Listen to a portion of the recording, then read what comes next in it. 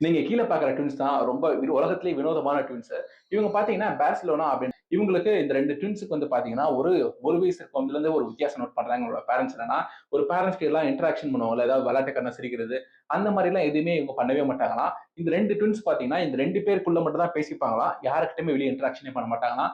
இவங்க 2 பேருக்குள்ளேயே ஒரு லாங்குவேஜ் இவங்களே கிரியேட் பண்ணிக்கிட்டு, ஒரு பாண்டிங் கிரியேட் பண்ணிக்கிட்டு, ஒரு நாள் என்ன பண்ணுவாங்கன்னா, இந்த சிஸ்டர் சொல்றத இந்த சிஸ்டர் அப்படியே மிரர் பண்ணுவாங்களாம். அதான் இந்த சிஸ்டர் வந்து இப்படி கை தூக்குனா, இந்த சிஸ்டர் வந்து அப்படியே கை தூக்குறது.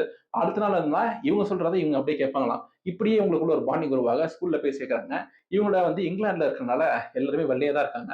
இவங்க படிச்ச ஸ்கூல்லயே கிளாஸ்ல இல்ல, இவங்க படிச்ச ஸ்கூல்லயே இந்த 2 பேர் மட்டும் தான் கருப்பா இருக்காங்க.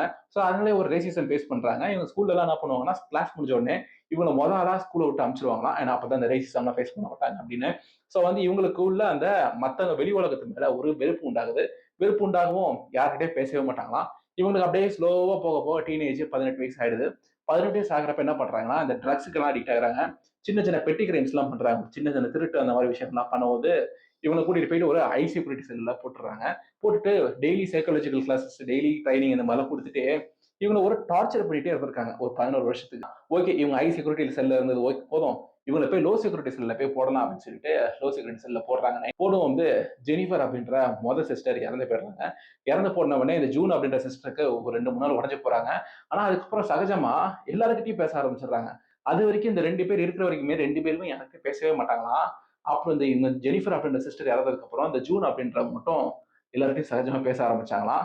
இன்ன வரைக்குமே அந்த ஜூன் அப்படின்றவங்க உயிரோட தான் இருக்காங்க. ஆனா இன்ன வரைக்குமே யாருக்குமே புரியல.